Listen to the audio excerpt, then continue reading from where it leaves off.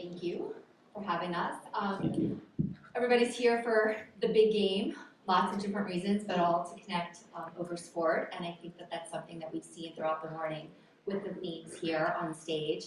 Really excited to talk to Tim and Glenn about fan engagement, the growth of the sport, the growth that the NFL is projecting, where they're projecting it and the why behind it, but also creating fans on and off the field.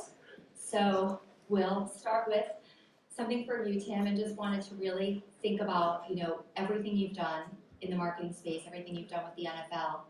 What are the pivotal moments here at the Super Bowl that you feel are creating fan engagement? And how do you look at this as really the biggest stage for the marketing work? How you doing, everybody? Yeah. Who's gonna win? Okay. He's a 49ers fan. It's all scripted, so. We did pitch Taylor should be in the scripted spot, and we're told no. I love the Super Bowl week here. So what we've been doing for many years now, since we came together about 5.5 years ago as partners, is very simple strategy like helmets off, right? Because like football, they're all wearing these things, and most people don't know our players, except for maybe a handful of quarterbacks and a few other players. So we realized that there was like a really big opportunity from a very simple perspective of like, who are these guys? What do they look like? But then, as you've seen now over the last several years, every time we put in a piece of marketing up there, almost every piece of communication doesn't have their helmets on, right? So we want to know, who are these players? What do they care about? How can we get behind what they're behind? How do we put a face to the NFL, which is just more human, authentic, and compassionate face of the brand? And you're going to see some of the work that we're going to share with you today. Actually, you're going to be the first audience who's going to see some Super Bowl work in the world, I guess. Wow. So, Well, front end. No phones, no Don't phones. your phone out. Put that on the internet, please. But you'll see, and this is a really, the work we'll share with you today is a really good example of how that helmet off strategy can be very powerful. So to get back to your question, I mean, this whole week, and you've seen, if you've been here and you've watched, television. I just saw Stephen A. Smith down the row here doing his thing, and all the players, of course, have their helmets off. They're all asking questions.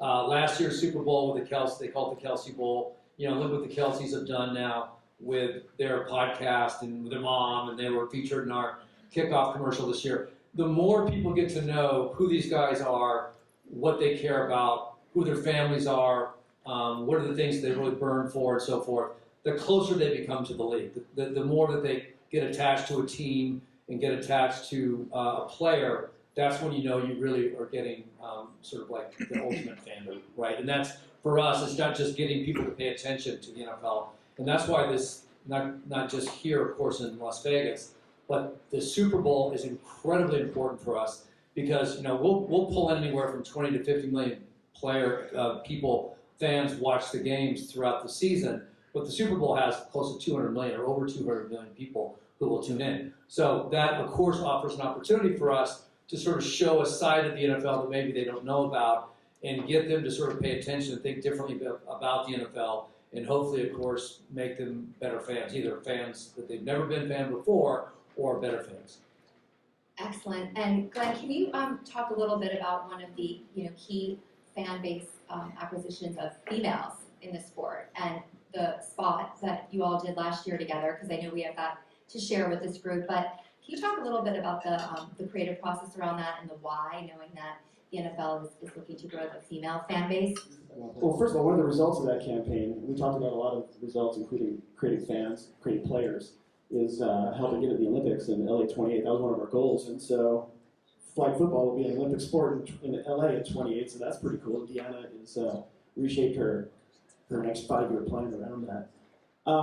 When we sit down, every time we sit down to talk about the Super Bowl every year, sometime right after the draft, I think, early conversations, like with any brand conversation we have, it's around acquisition targets.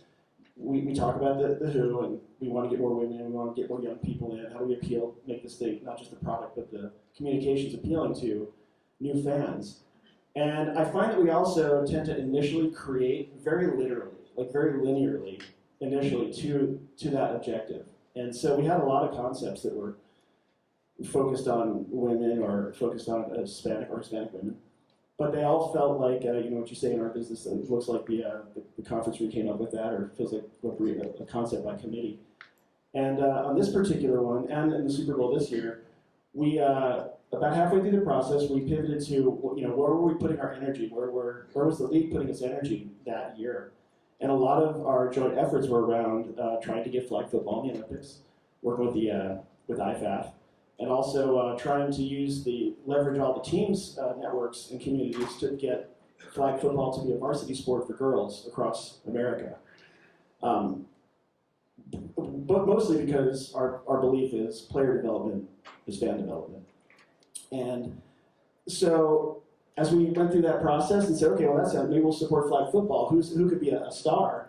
Honestly, we just did desktop research, and if you were Googling at the time, like badass flag football player, Deanna came up, and right as we were researching, Mexico just beat the U.S. historically for the first time. And I remember watching that video and just thinking, oh my God, she's just humiliating people. Like her move, she is so badass. And that was then the goal was just how do we make sure what she does is captured authentically and just is set up in a way to inspire people and entertain them, because this is an 200 million people are looking to be entertained as well as inspired. And all the decisions that happened along the way kind of came through following that lead, just following Deanna's lead, including bringing in Billie Jean King. That wasn't an initial script decision. I don't think that was an opportunity we discussed midway through. And I think when you're onto the right idea, those things just sort of present themselves to you. And some of those ideas came from our friends at the NFL, some came from our team. I don't remember where they came from, I'm proud to say. Yeah. But the creative process to integrate where you're growing the fan base, and then when you see that also off the field. So a lot of work that the NFL and NFL Foundation do with EVERFI from Blackbaud is in the education space and in schools. And so an extension of this creative campaign and the marketing is elevating flag football in high schools. So the Rams hosting a Women's History Month event with flag football star players at high schools. So really working through that message and looking at the cause marketing piece. I know we have something to talk about there, and wanted to just hear about that elevation of brands doing good. Tim, how can you wrap that up in a nice bow for us today? Yeah, well, I mean, I talked about the importance of helmet soft strategy and getting behind the things that the players really care about. One of the things that I think we've begun to do pretty well in the last several years is find out, how do you use a platform as a force for good, right? So we look at our communications almost like as a dual strategy of we need to entertain people, right? And we have an incredible product to do that. And then we need to transcend the brand, transcend football, and use our platform of 200 million fans who are out there to sort of do some good out there in our communities. And how can we work together? And that's critical. So we have our partners like Don, and then we have our partners with players. Like, for example, if you've ever seen the My Cause, My Cleats program, which is an incredible program, was started by a player, right? I mean, he literally, in fact, we had dinner with him last night. And he just helped us see what the possibilities could be if you get all of those players to sort of, get behind the things that they really burn for, that they really care for, and that is important in their communities, and then give them a platform of which to express themselves. And that's not just in video, but in this one quite literally on their cleats, right? The things that they do. So we began to see what these possibilities were, and we began to look at all of our communications of either we're entertaining or we're transcending the brand as a force for good. And so what we're looking to do for this Super Bowl, and we try to do, by the way, we try to do our best to sort of take the pulse out there and see what really is required, what's needed for us to focus on. And so this year, we chose to focus on our youth, right? And specifically mental health and anti-bullying. Because we just know that those are two things that every family in America can identify, either on a personal level with their own family or someone very close to them that they know. And so we began then we begin to talk to EVERFI about the program character playbook and the program we do together with them, and which I think I'm going to let you explain what it is because you're going to be better at that than I am. But what you'll see here in the spots that we're going to debut for you today is that you'll see again the players are playing a very important role, but they're speaking the words of children, right, who are feeling these things and who are challenged with some of these issues. And you'll see how it kind of results in there's an opportunity here for further development and for essentially a program for every school in America at no cost. So anyway, I'm going to let Dawn, why don't you explain, before we show the spots, why don't you explain what the program is a little more? Be happy to. So Character Playbook is a digital education platform that teaches students how to be a good character, integrity, respect, honesty, and it's all done through modules that the students can do in the classroom with their teacher, all at no cost because of partners like the NFL. So the NFL sponsors Character Playbook. We've now reached, you all have reached 2 million students in over 22,000 schools across the country, and the work that is happening in real time. There was an event at a school on Tuesday here in Las Vegas. Former players, we had students on the panel, we had some Raiderettes, some cheerleaders, and the mascot showed up from both teams that'll be competing on Sunday. But watching the room of 170 plus students, listening to NFL players and hearing their stories and seeing them vulnerable on stage, the connection to really, you're creating fans, but you're creating good people and people that are students that are learning how to interact and deal with conflict. So we were honored when the NFL came to us to be partners in this commercial. And these players that you see there, and they really want to help. When they saw these scripts, when they knew what we were trying to do, I mean, we didn't have to even really ask them. They just said, "What can I do? How can I help you do this?" We don't pay these players, as you see. George Kittle's in there; he's playing this Sunday. It's not like these guys don't have a lot to do. So for them to sort of really work with us and want to get behind it and do what they can do is, again, I think one of the reasons that I love this job. I think why you love this job too. So. If there are any educators or anybody in education out there, or your significant other, this is a free program. I'm just going to plug it for a minute. Yeah. My wife is in education, and she wanted to make sure this is abundantly clear. This is a free program. Anybody can do it in their schools or their school systems. So that's it. I just want to make sure we're up there in the league. That's an amazing program. And one thing. And thank you to 72 and Sunny for truly, the process was a big one, and it was really important to have the right creative and the right approach and the production as well. So I don't know if you want to share anything about that. Well, thank you. I am proud that we, like Tim said, we together curated athletes who care about these subjects personally.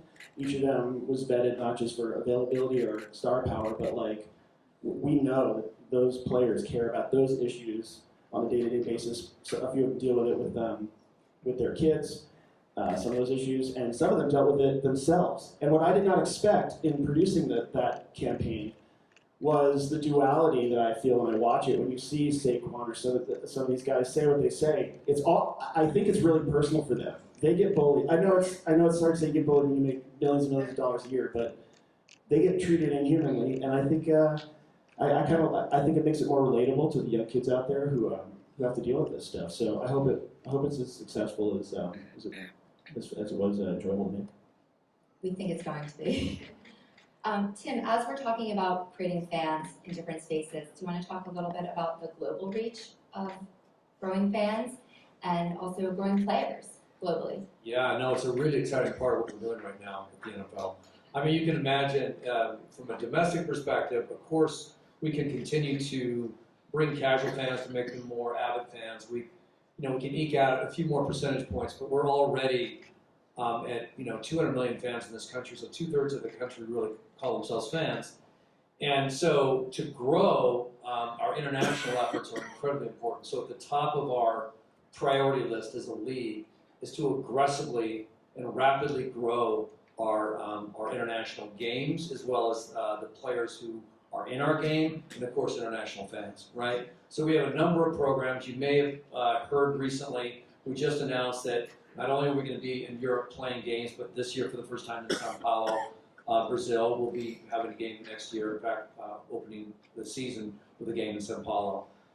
We have academies, we have camps, increasingly so throughout the world, where we're helping players develop with a chance to come and play even at the college level, usually at the beginning, and then on to play pro. We have over almost 90 players right now who were foreign born who are playing in the NFL. So that's great for fans because you get great players and a better product, but it's also exciting in the sense that, with just the fans out there who are bringing more to the game. Multiculturalism is incredibly important. Diversity, inclusion, incredibly important in the NFL. And having those sort of those cultures and those fans from different countries be a part of the NFL here is really making us better and more interesting. So we always do every year, at least we have in the last several years. We'll do a Force for Good, what we call a marketing cause ad in the Super Bowl, and then we also do a big brand ad, and we strategically pick. Glenn was talking about the importance of girls and women in our game and flag football, so that was the reason. And Latino, so we kind of wrapped up almost our entire strategy in one ad. But that's why we did what we did last year. This year we have a 2-minute ad that is focused on the international development and expansion of the league. We went to Ghana, Africa, to shoot it because we have an incredible camp there in Ghana and an academy as well, where players from all over Africa are getting the opportunity to learn about the game and to potentially go on and play at the highest levels. So we all went to Ghana with football players, and in full pads, we're in the big open air markets there doing. We're going to show you a teaser if you haven't seen it.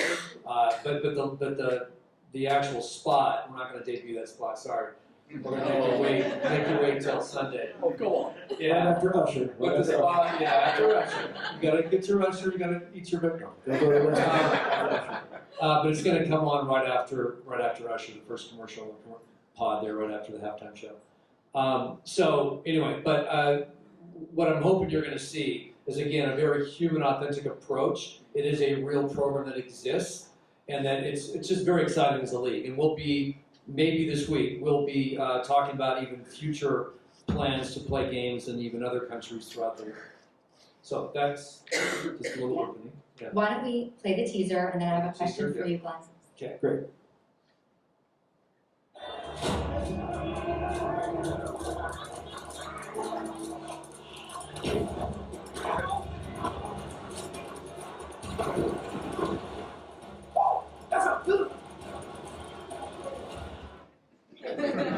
Very teasy. You're gonna have to tune in. Glenn, with the work that you do, both with the NFL and for big time commercials for the Super Bowl, but also in the overall marketing ideation, when you're thinking about reaching the audience and reaching not only fans, but reaching families that are sitting together, or people that have different backgrounds. Can you share a little bit about what that marketing hat is that you put on and what that creative process is, and when you're thinking about, what will that ROI be, or, what are we really looking to measure? Can you share a little bit about that? Sure, the Super Bowl is so unique that way, because you do have your core audience and you want them to feel like this is the most proud moment for the brand that they love of the year. You also want to capture new people and not alienate that core in the process. So, and then there's, we have the dual goals usually of wanting to, as DJ said, do cool shit or inspire, lift people up, make some impact in the world that matters, but at the same time, entertain. So, this year's film, that's probably the most you'll see with helmets on of anything we've done in the last several years. That's the only helmets on moments you'll see in that commercial, actually. The helmets do come off. But the hero of the commercial doesn't. But the hero of the commercial is not that much like Dion last year. And you will, if you've seen the other teaser which is out there, or if you stick around for the next talk, I think they're going to preview it. It does feature a boy, a 9-year-old boy in Ghana, who is a football crazy kid who has big dreams in a country where not a whole lot of other people play what he plays or even understand what he's doing. And for me, there's the dual goal of we want to achieve what we want to achieve with the NFL. We want to achieve something culturally. I'd like to see more people play. And then there's the personal goals. I'm a parent. I want them to get out and play more. Get off your phones. And so anytime we step up to the plate, I want to thread all those needles. So I think you'll see that in this spot. I feel like playing it, but I know we can't. But that's the process. Let me say this. I think what I think that we've done very well together, and what 72 really excels at, is like making people feel stuff. And so, those of you who won't get a chance, most of you, I'm assuming, are going to be at the game this Sunday.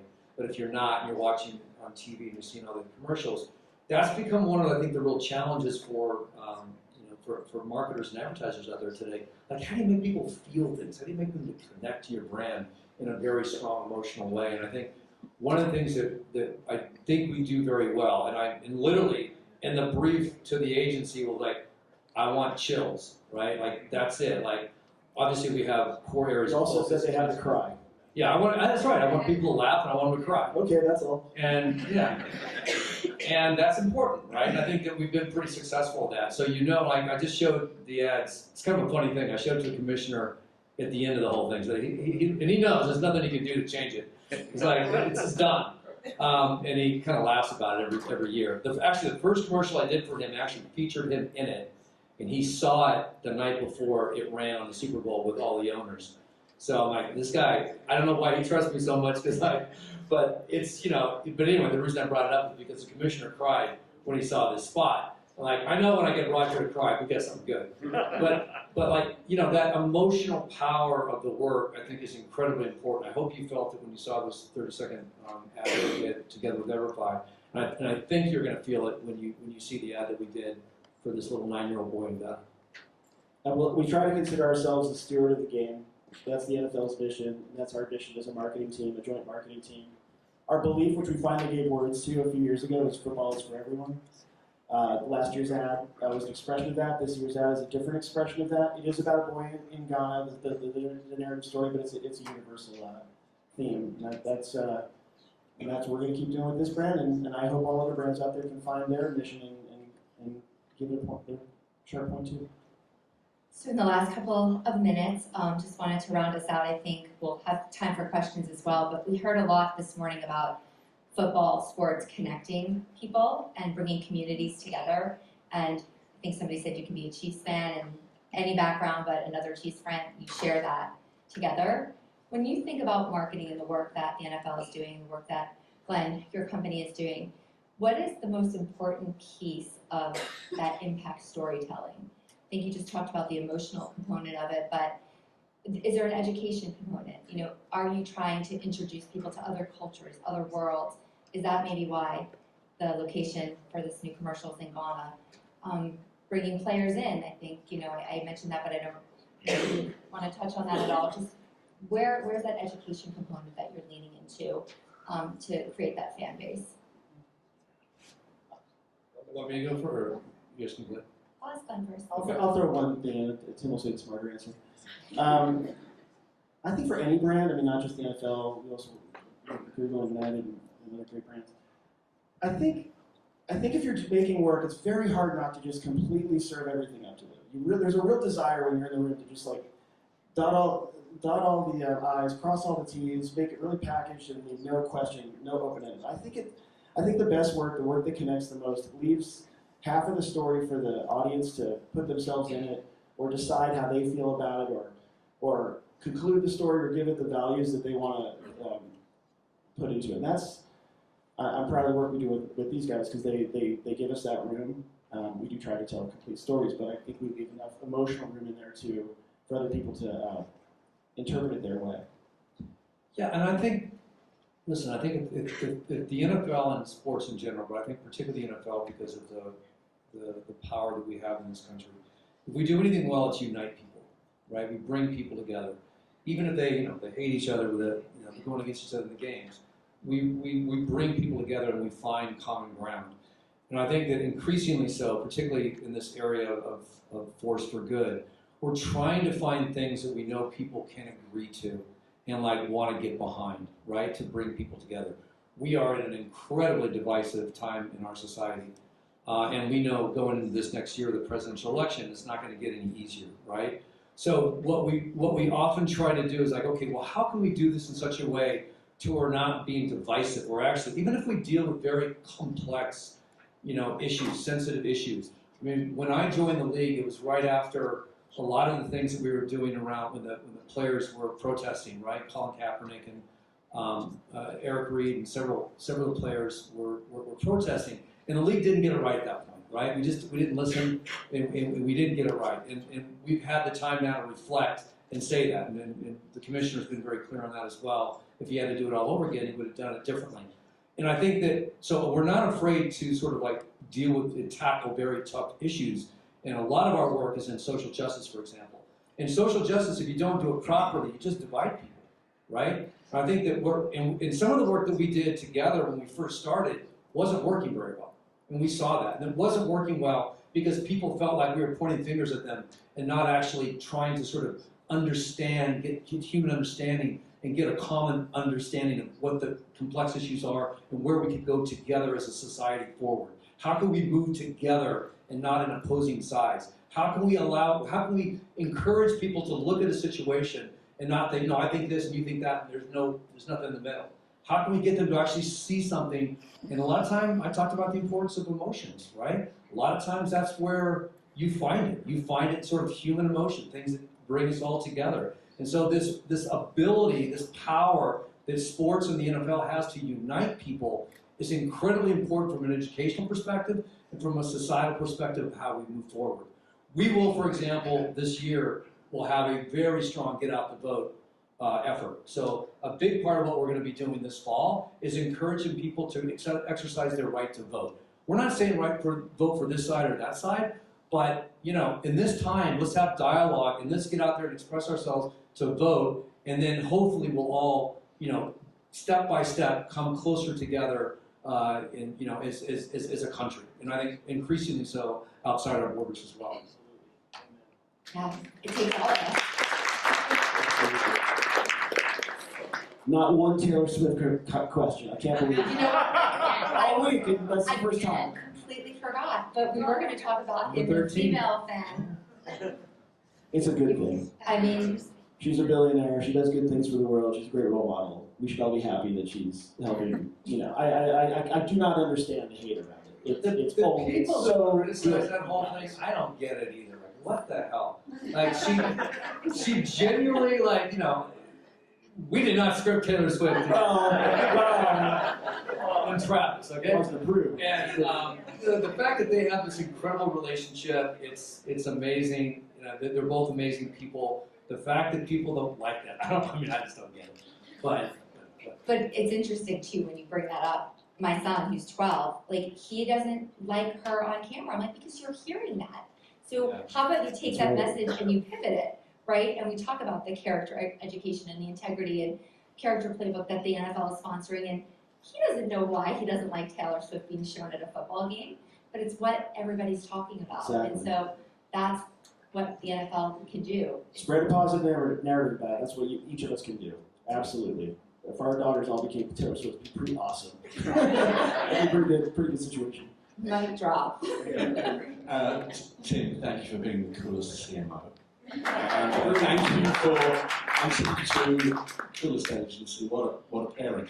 I'm kind of intrigued. You're not selling a product per se, as you did at Activision. So I'm just kind of a little bit intrigued. By the way, bravo for everything you're doing at all levels, because I think everyone agrees that fandoms and teams and passions unify. So you can sit next to someone who might have an opposing political view, different economic, but you're both fans. And that's what brings the power of sport is at its heart, the unifier. But a bit more of a boring question. What are your KPIs when you're kind of sitting there thinking, what do we want to achieve as the NFL? Just give us a little bit of the flavour in that. I'm sure there are lots of different levels. There's all the media metrics and all the rest of it. And then the second thing, what's the favourite part of your job? No, I mean, the KPIs, it's incredibly important, I think, in any business, but particularly in our business, to connect that to the KPIs of the league, right? Like we have the 32 teams. In fact, we have at least one of our CMOs from one of our teams, the Packers, Gabrielle, who's here. And she knows that when we meet with all the teams, we meet with all the owners, we have a very common understanding of what we're trying to achieve and what are the core KPIs against that. And then our marketing KPIs it's critical, right? That they're aligned and they're a part of the overarching business, right? So it's not just, okay, let's do some fun ads that make people cry, make them laugh. What are they doing for our business? How is it growing our fandom? How is it growing the perceptions around the league where people want to engage more? And we make our money, obviously, through people tuning in and engaging to our product, right? So the more people who watch our games, the more people who engage with our games, that's where we make our money, through broadcast agreements, through corporate agreements, and all these things, right? So the degree to which we can show, so our core KPIs, right, fandom growth, but not just fandom growth in the areas where we absolutely have to be successful. Yep. Women, Glenn talked about that. So women and girls, we have to grow that. Youth in general have to grow that. It's the future of the NFL, and also we know they represent a pretty large segment of our fan base. And then Latinos, right? We have to grow the Latinos, the fastest growing segment in America. And if we're not successful there, we're not going to grow. So those are like critical for us. And then we have the NFL. We just don't have tune in for the games. We have our own products. Like we have our fantasy, we have our apps. There's several things that we have that we call products, which people, it's behind a subscription wall. People have to pay for, and so that's also important for us to grow the business, right? NFL, and then there's several. I won't go into detail, but the point is that everything we do, we measure. Every single thing we do, we measure, and it all ladders up to the biggest KPIs of a company, and with the 32 teams. Favorite part of the job. Oh, my favorite part of the job. What girl does? Come on. I mean, listen, I love working with players. I just do. I mean, I was an athlete when I was younger. I never reached those levels, of course. But I just love working with players. They do amazing things. The perception of a lot of players out there is just wrong, right? Because there's so many, unfortunately, the stories that get out and hit the news and all that are not always positive stories. So a handful of some of the players that people begin to think that that's who the players are in sports, and they're not, right? These guys are like, they're very much in touch with the communities. They've worked themselves so hard for years and years and years to get where they are. And they care about their colleagues, they care about their teams, they care about their fans, they care about the people who are working with them. And the biggest thing that I wanted to do when it came to the NFL was to tear away at the tension that was between the players in the league. You could feel it, right? And it just wasn't good. So we had to find ways to go closer, to repair some of those relationships, and to earn their trust. And so me working with players, earning their trust, and really becoming friends with them and close with them and understanding them has been without a doubt the best part of my job.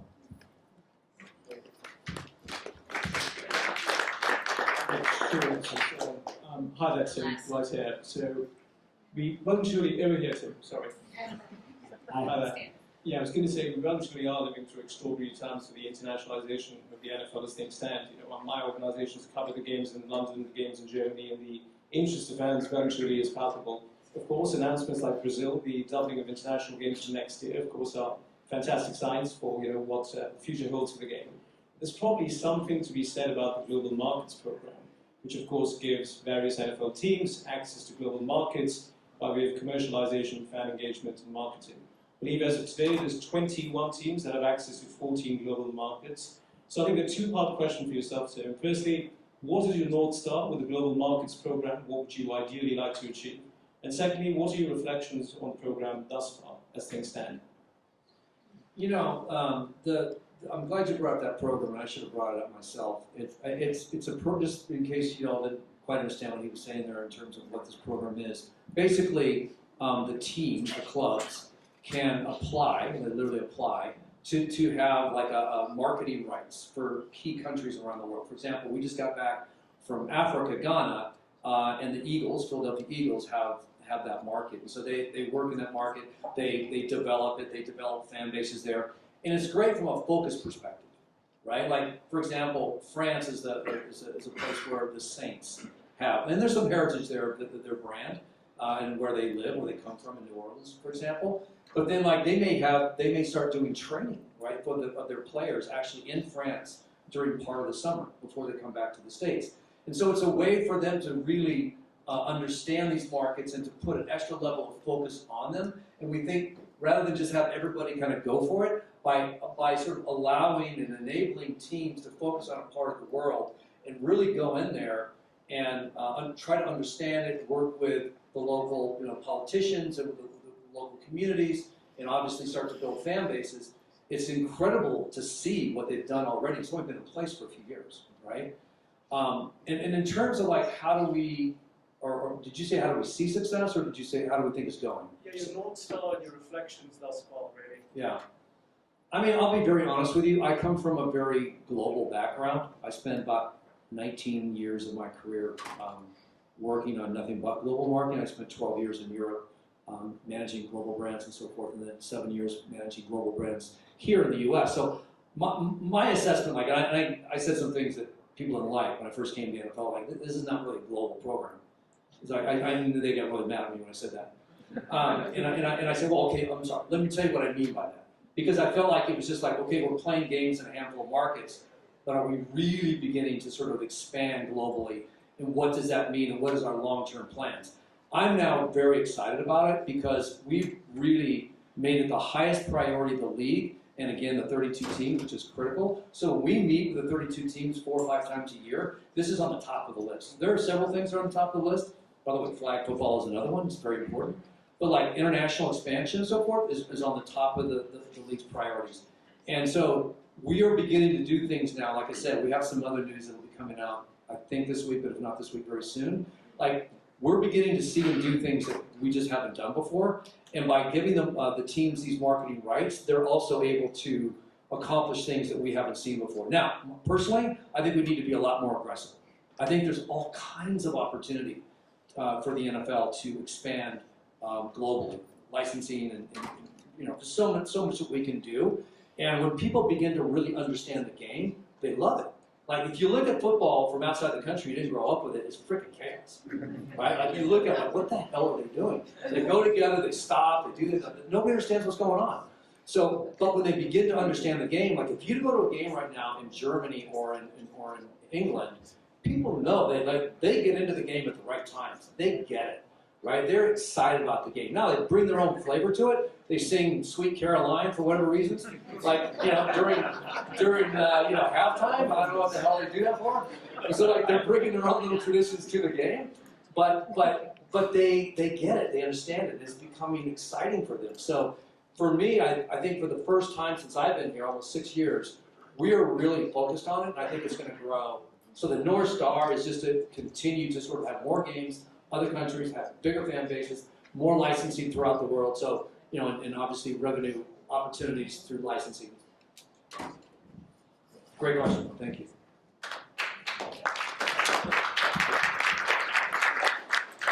You're looking at us. Yeah, I'm giving you that look. That time? We could do this for another hour. Can I say one last thing? Yes, sir. And the reason I want to say it is because the next people coming up are working on my team.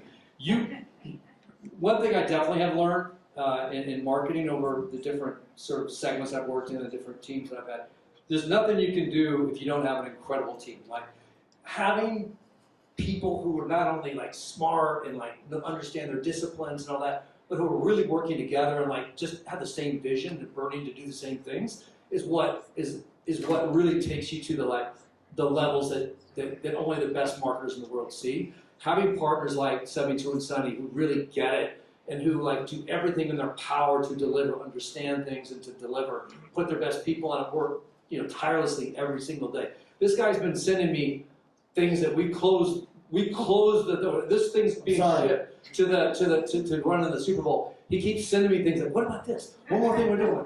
There's no fucking time to do that anymore.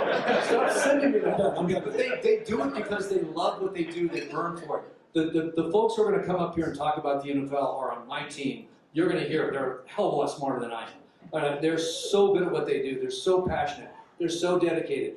And having strong teams is what separates the good from the great.